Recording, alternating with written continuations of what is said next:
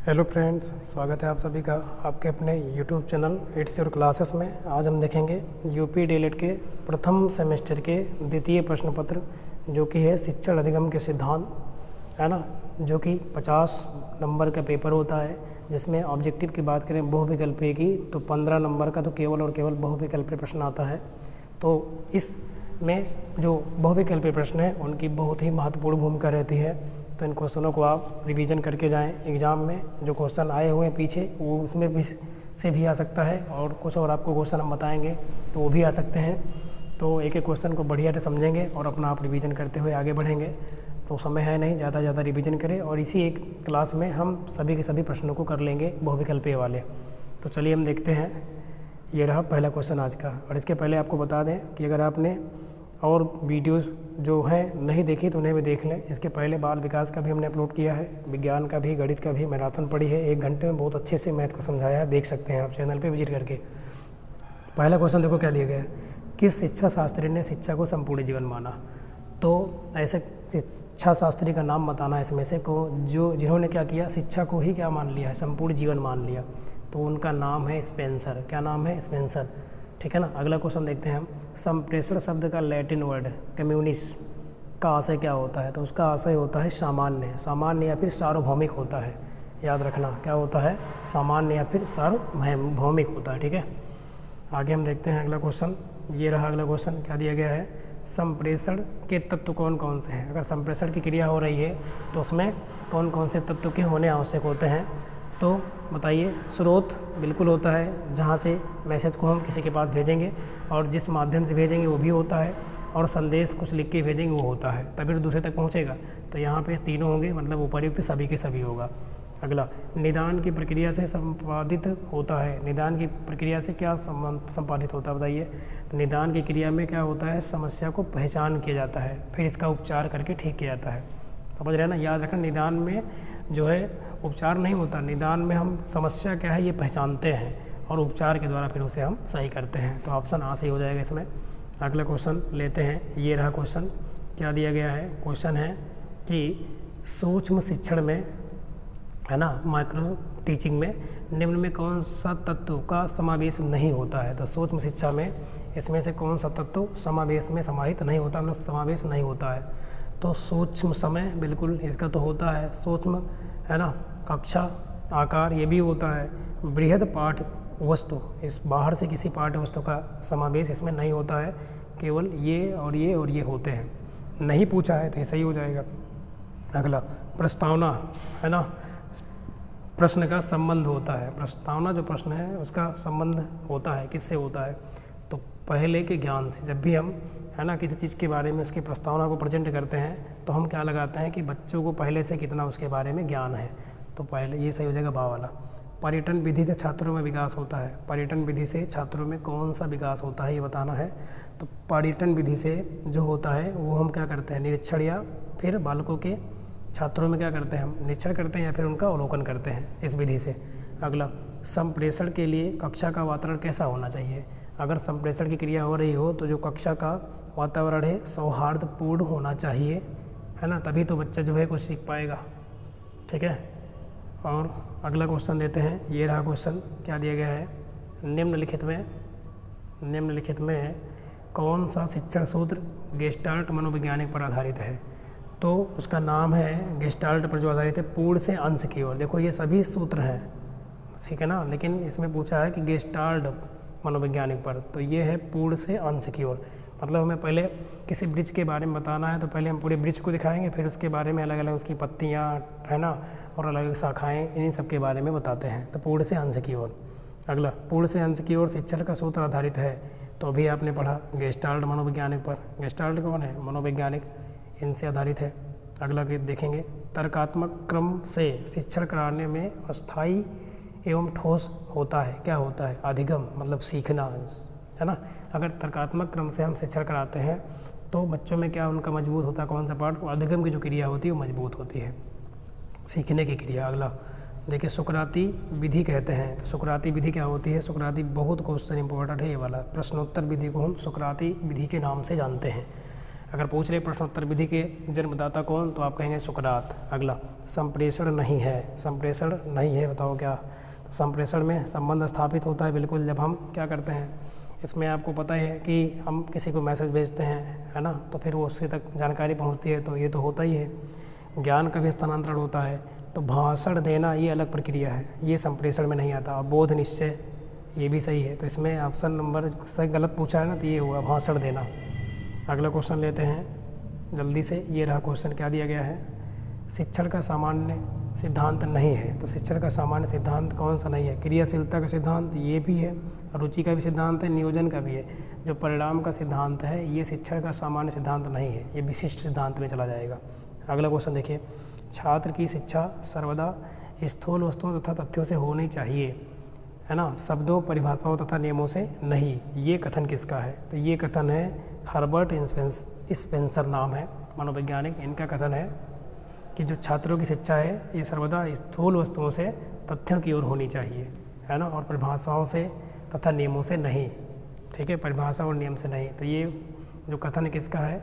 Herbert Spencer का।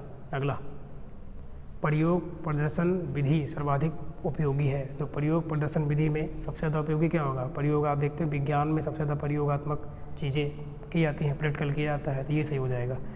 अगला question देखते हैं, सर्वाधिक पूछा है, बाकी हो तो सब में सकता है, लेकिन इसमें सबसे ज़्यादा विज्ञान में होता है।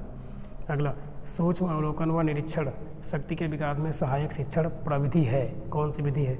सूक्ष्म अवलोकन और निरीक्षण शक्ति के विकास में हम कौन सी विधि को मानेंगे? प्रश्नोत्तर जो विधि है ना, जिनके जन्मदाता कौन है? सुकरात।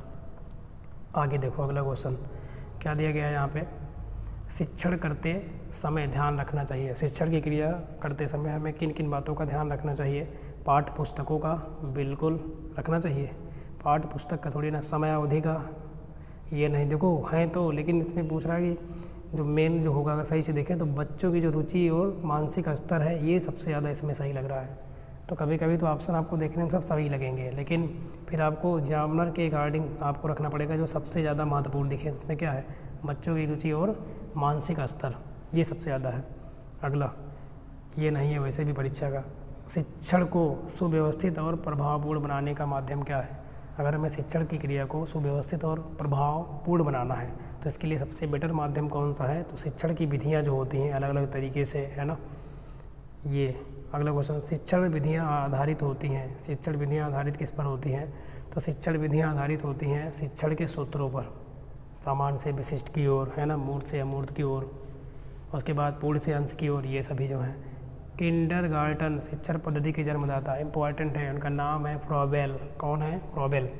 किंडरगार्टन शिक्षण पद्धति के जन्मदाता पूछ सकता है एग्जाम में, कौन है? फ्रॉबेल जी हैं। अगला क्वेश्चन क्या दिया गया है, निम्नलिखित में से उपयुक्त शिक्षण सूत्र है। कौन सा उपयुक्त शिक्षण सूत्र है? ये तो गलत है, अज्ञात से ज्ञात की ओर नहीं, ज्ञात से अज्ञात की ओर होता है। और ये भी आपका गलत है, सूक्ष्म से स्थूल नहीं, स्थूल से सूक्ष्म, है ना, मूर्त से अमूर्त की ओर, ये तो सही लग रहा है ना, मूर्त से अमूर्त की ओर, मतलब पहले जो बच्चा जान रहा हो फिर जो ना जान रहा हो उधर की ओर ले जाएंगे, तो ऑप्शन सा से हो जाएगा। अंश से पूर्ण की ओर नहीं, ये भी गलत है, पूर्ण से अंश की ओर होता है, अभी आपने देखा था। अगला क्वेश्चन देखिए, ये दिया गया है, क्या है? प्रयोग प्रदर्शन विधि का गुण है। प्रयोग प्रदर्शन विधि का गुण क्या होता है? तो सक्रिय वातावरण, अस्थायी ज्ञान, है ना, और मानसिक विकास में सहायक। तो प्रयुक्त सभी हो जाएगा। अगर आप प्रयोग प्रदर्शन के द्वारा किसी चीज़ को बच्चों को सिखा रहे हो किसी चीज़ के बारे में प्रैक्टिकल के माध्यम से, तो अस्थायी ज्ञान भी हो जाता है उसके लिए, सक्रिय भी रहता है, उसमें एक्टिव भी हो रहता है, और उसका मेंटली डेवलपमेंट भी होता है। तो प्रयुक्त सभी सही हो जाएगा। अगला, पर्यटन सर्वाधिक सहायक है। तो पर्यटन किस में सबसे ज़्यादा? तो भूगोल के शिक्षण में, भूगोल शिक्षण में पर्यटन सबसे ज़्यादा क्या है? सहायक है। अगला, खेल पर आधारित शिक्षण विधि कौन सी है? तो खेल पर आधारित कौन से? किंडरगार्टन, जिसके जन्मदाता अभी आप पढ़े थे कौन है? फ्रॉबेल जी हैं। अगला कह रहा है शिक्षण का सूत्र नहीं है।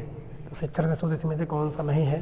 तो बताइए, ज्ञात से अज्ञात की ओर, ये तो है, पूर्ण से अंश की ओर भी है, स्थूल से सूक्ष्म की ओर ये भी है, प्रेरणा का सिद्धांत ये नहीं है, ये तो सिद्धांत में आएगा, सूत्र में नहीं है ये, ठीक है ना।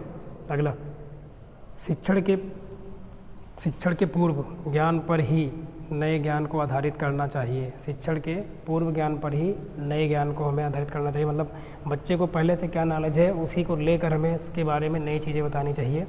यह कथन किस शिक्षण सूत्र की ओर संकेत करता है? तो बताइए, ज्ञात से अज्ञात की ओर तो होगा, जो बच्चे को पहले से ज्ञात है, फिर हम उसको उसमें नया ज्ञान कुछ बता के उसके बारे में उसको विस्तार करेंगे तो क्या कहलाएगा? ज्ञात जो था उससे हम अज्ञात की ओर, जो नहीं जानता था उसके बारे में बताया गया। अगला क्वेश्चन देखिए, ये रहा क्वेश्चन क्या है। अगला क्वेश्चन देखिए क्या दिया गया है। सहयोग की भावना का विकास संभव है। सहयोग की भावना का विकास किस में संभव है? तो बताइए किस विधि द्वारा? तो अगर समूह से कार्य करेंगे, सहयोग का मतलब है जब कई ग्रुप में काम को किया जाए तो सहयोग की भावना का विकास तभी तो संभव होगा। तो ऑप्शन आ सही हो जाएगा। अगला, बच्चे में कल्पना शक्ति का विकास किया जा सकता है। बच्चे में अगर हमें कल्पना शक्ति का विकास करना है तो किसके द्वारा? कहानी के द्वारा सबसे ज़्यादा होता है, कहानी के द्वारा ही। प्रश्नोत्तर द्वारा थोड़ी ना होगा, समूहकार द्वारा भी उतना नहीं हो सकता है, व्याख्यान द्वारा भी नहीं, कहानी के द्वारा। अगर हम बच्चे में क्या कर सकते हैं, पहले कहानी सुनाएं, फिर हम सुनाने के बाद उसी में से क्वेश्चन को करें, तो इससे क्या होगा, बच्चे में हम कल्पना शक्ति जो है उसको डेवलप कर सकते हैं। अगला, शिक्षण सूत्र पथ प्रदर्शन करते हैं जिनमें सिद्धांत से व्यवहार में सहायता के लिए अपेक्षा की जाती है। ये कथन किसका है? तो ये कथन है हर्बर्ट गुली का। याद रखना, हर्बर्ट गुली जी का कथन है। ये कथन बहुत आते हैं आपके एग्जाम में यार, है ना। चाहे आपका बाल विकास हो, चाहे आपका शिक्षण अधिगम के सिद्धांत हो, सब में उपचारात्मक शिक्षण हेतु क्रियाकलाप कराए जाते हैं, है ना। शिक्षण में हमें उपचार करना है तो क्या कराते हैं हम? तो अभ्यास कार्य कराना चाहिए, बिल्कुल इससे उपचार कर सकते हैं हम। खेल और अन्य गतिविधि का आयोजन भी करें, समूह चर्चा करके भी तो हम कर सकते हैं। तो प्रयुक्त सभी सही हो जाएगा इसमें। अगला, प्रभावी संप्रेषण की प्रक्रिया होती है। प्रभावी संप्रेषण की प्रक्रिया क्या होती है? द्विपक्षीय, है ना। एक पक्षीय होगा तो संप्रेषण जो है प्रभावी होगा ही नहीं, तो क्या होगा? द्विपक्षीय होता है, दोनों तरफ से, मतलब कि अध्यापक और जो बालक है दोनों की तरफ से। अगर वो क्वेश्चन करे तो उसका जवाब अध्यापक दे, जिज्ञासु जो क्वेश्चन पूछे, ये मतलब है। अगला क्या दिया गया है? कारण निम्नलिखित में संप्रेषण के घटक हैं। कौन कौन से संप्रेषण के घटक हैं? तो प्रेषक, ग्राही और संदेश, ये सभी होंगे, है ना। तो प्रेषण में 3 मेनली होते हैं। कौन? प्रेषक जो भेज रहा है किसी के पास, और संदेश जिस संदेश को भेजना है, और ग्राही इसको कौन ग्रहण कर रहा है। तो ये 3 होते हैं, प्रेषक, संदेश और ग्राही। ठीक है, ये संप्रेषण के घटक होते हैं। अगला, निम्नलिखित में से श्रव्य दृश्य सामग्री नहीं है। श्रव्य दृश्य का मतलब श्रव्य मतलब सुनना और दृश्य मतलब देखना। तो बताओ क्या नहीं है? तो रेडियो केवल क्या है? श्रव्य है। कि इसमें आप केवल सुनते तो हैं, क्योंकि चलचित्र में आप सुनेंगे भी और देखेंगे भी, चित्र भी, कंप्यूटर में भी यही है, टेलीविज़न में भी हम ये करते हैं, देख और सुन दोनों सकते हैं। लेकिन रेडियो में केवल सुनते हैं, देखते नहीं हैं, तो ये सही हो जाएगा। अगला, भ्रमण प्रविधि के चरण हैं। भ्रमण प्रविधि के चरण कौन कौन से हैं? शैक्षिक उद्देश्य या प्रकरण का चुनाव, पर्यटन स्थल का चयन, ये सब सही है। ठीक है ना, ये सब सही के सब भ्रमण प्रविधि के क्या हैं? चरण हैं। अगला क्वेश्चन देखो आप, क्या दिया गया है। अगला क्वेश्चन है कि पाठ के प्रमुख तथ्यों को बार बार दोहराना। बार बार किसी चीज़ को दोहरा रहे हैं तो ये कौन से सिद्धांत के अंतर्गत आएगा बताओ? तो इसको हम बोलेंगे आवृत्ति का सिद्धांत। आवृत्ति का मतलब है कोई चीज़ बार बार रिपीट हो, है ना। अगला, शिक्षण को आनंददायक, मनोरंजक और रुचिपूर्ण बनाने के लिए सबसे उत्तम प्रविधि कौन सी है? तो सबसे उत्तम विधि इसमें यही होगी, खेल विधि। खेल के द्वारा अगर बच्चों को आप सिखा रहे हैं तो वो जो है शिक्षण क्या होगा? आनंददायक भी लगेगा, मनोरंजन, मज़ा भी आएगा उसको, और उसमें रुचि भी रखेगा। चलिए अगला क्वेश्चन देखते हैं हम। ये रहा, क्या दिया गया है। अगला क्वेश्चन है शिक्षण प्रविधियों के प्रकार हैं। तो शिक्षण प्रविधि के प्रश्नोत्तर की विधि भी है, वर्णन भी है, कहानी कथन, तो ये सभी के सभी सही हो जाएंगे। ये सब प्रीवियस में पूछे गए हैं और इन्हीं में से क्वेश्चन आपको देखने को एग्जाम में मिलेगा ही मिलेगा। अगला, शिक्षण एक उद्देश्य निर्देशित क्रिया है। शिक्षण जो है एक उद्देश्य से निर्देशित क्रिया है। ये किसने कहा? कथन देख रहे हो ना, बहुत ज़्यादा आता है। तो ये कहा B.O. स्मिथ ने, स्मिथ जी ने कहा है। आगमन विधि का प्रयोग कब करते हैं? ये पूछ रहा है। आगमन विधि का प्रयोग किया जाता है, तो आगमन 2 विधियाँ होती है, आगमन और निगमन। तो आगमन विधि का प्रयोग हम कब करते हैं? तो इसमें करते हैं हम व्याकरण में, ठीक है ना। पहले हम छोटे छोटे नियमों के बारे में बताते हैं, फिर उससे हम आगे उसके बारे में बताते हैं। जबकि जो एक निगमन विधि होती है तो पहले हम पूरा डिटेल बताते हैं, फिर उसके बारे में कहाँ से आया, कैसे आया, वो हम बताते हैं निगमन में। अगला देख सकते हैं, निम्नलिखित में कौन सी श्रव्य दृश्य सामग्री के चयन में सबसे अधिक प्रमुख थे, है ना। तो कौन थे यहाँ पे? अगर देखा जाए तो धन व्यवस्था, ये थोड़ी ना होगा यार। विषय वस्तु की प्रकृति निर्भर करेगी ना, बात सही हो जाएगा। अगला क्वेश्चन लेते हैं जल्दी से। ये रहा, क्या दिया गया है। कक्षा शिक्षण में कौन सा संप्रेषण का घटक नहीं है। फिर वही क्वेश्चन है, कक्षा शिक्षण अगर हो रहा है तो इसमें संप्रेषण करने की का घटक कौन सा नहीं है। संप्रेषण का मतलब क्या है, कम्युनिकेट करना, कम्युनिकेशन बोल सकते हैं आप एक प्रकार से। तो बताओ क्या नहीं होगा। शिक्षक ये तो यार रहेंगे ही रहेंगे, पाठ्य पुस्तक भी रहेगा, छात्र रहेगा, लेकिन अभिभावक थोड़ी ना होंगे कक्षा के अंतर्गत, है ना। शिक्षक होगा, विषय वस्तु क्या बताना है, क्या पढ़ाना है, और छात्र, यही तो तीन होंगे। ये नहीं होगा, अभिभावक नहीं होगा। अगला, शिक्षक द्वारा कक्षा में अंत्याक्षरी एवं काव्य पाठ प्रतियोगिता कराना कौन सा शिक्षण है। तो बताइए क्या होगा इसमें। इसमें हम क्या करेंगे, क्रियाशील, एक्टिव रहेंगे ना बच्चे, क्रियाशीलता का सिद्धांत। अगला देखें आप, क्वेश्चन क्या दिया गया है, उदाहरणों एवं दृष्टांतों के द्वारा कोई सामान्य नियम या सिद्धांत बनाना कौन सा शिक्षण का सूत्र है। तो ये जो सूत्र है ये है विशिष्ट से सामान्य की ओर। अगला, पाठशाला मतलब विद्यालय को उद्यान की संज्ञा किसने दी। पाठशाला को क्या बोला है, उद्यान बोला गया, उद्यान ये बोला है फ्रॉबेल ने। और ये किंडरगार्टन विधि के क्या है, जन्मदाता हैं। पढ़े ही बार बार क्वेश्चन आप देख रहे हो ना, बार बार घुमा के वही क्वेश्चन को दूसरे लैंग्वेज में पूछ रहा है। पूछे कहाँ से, सिलेबस से बाहर से पूछता नहीं। छात्रों को अपने भाव एवं विचारों को व्यवस्थित ढंग से अभिव्यक्त करना क्या कहलाता है। बताओ, अगर छात्र अपने भाव और विचार को व्यवस्थित ढंग से अभिव्यक्त कर रहे हैं किसी के सामने, तो वो क्या कहलाता है, वो कहलाता है वाद विवाद विधि। जैसे कि क्लास में क्या होगा, बच्चों से अगर टीचर प्रश्न करता है तो वो क्या कर रहा है, पूछ रहा है, फिर बच्चे उसका अगर जवाब दे रहे हैं और अच्छे ढंग से दे रहे हैं तो उसे हम क्या कहेंगे, वाद विवाद तो चल रहा है ना दो लोगों के बीच में। अगला, प्रश्नोत्तर प्रविधि के जन्मदाता कौन है। देखो क्वेश्चन पूछा गया, मैंने पहले ही कहा था, सुकरात जी हैं, सॉक्रेटिस। अगला क्वेश्चन देखें आप, क्या दिया गया है। क्वेश्चन है, संप्रेषण क्रिया प्रभावी होती है यदि, कब होती है। तो जब प्रभावित होगी जब अनेक व्यक्तियों के साथ में संप्रेषण की प्रक्रिया चल रही हो, तो संप्रेषण जो है प्रभावी होता है बहुत ज़्यादा। अगला, कक्षों की कमी होने पर शिक्षक अपनाता है। कक्षों की कमी होने पर शिक्षण क्या अपनाएगा बताओ। फिर वो अपनाएगा बहुकक्षा शिक्षण, है ना। कई सारी कक्षा के, है ना, विद्यार्थियों को एक साथ बैठा के पढ़ाएगा, ये मतलब है।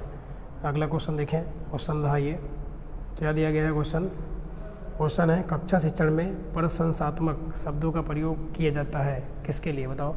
पुनर्बलन कौशल के लिए, मतलब बच्चे को, है ना, पुनर्बलन मिल सके इसके लिए जो है इसकी प्रशंसा करते हैं। अगला, कक्षा शिक्षण करते समय शिक्षक द्वारा TLM, इसका पूरा नाम पूछ लेता है। TLM टीचिंग लर्निंग मटेरियल होता है, TLM अगर फुल फॉर्म पूछे तो। और यहाँ पर अगर देखें तो TLM का प्रयोग करके हम क्या करेंगे, छात्रों को पाठ के बारे में सहजता से, मतलब आसानी से सिखा सकते हैं। छात्रों का मानसिक डेवलपमेंट भी हो जाएगा, बौद्धिक भी होगा। तो यहाँ पर उपयुक्त सभी के सभी सही हो जाएगा, ठीक है ना। अगला क्वेश्चन क्या दिया है, प्लेनल बोर्ड किस प्रकार का TLM है। प्लेनल बोर्ड जो होता है ये है दृश्य, इसमें हम क्या करते हैं कि दिखाकर पढ़ा सकते हैं। अगला, ब्लूम के अनुसार शिक्षण के उद्देश्य क्या हैं। तो ज्ञानात्मक भी है, भावात्मक भी है, क्रियात्मक उद्देश्य है। तो उपयुक्त सभी सही हो जाएगा। अधिकतर आप देखोगे ना जिस ऑप्शन में उपयुक्त सभी या एक और दो में दोनों, तो यही सही होता है। ये तो ट्रिक है, लेकिन आप जानते रहें तो ज़्यादा ठीक है। सा विद्या या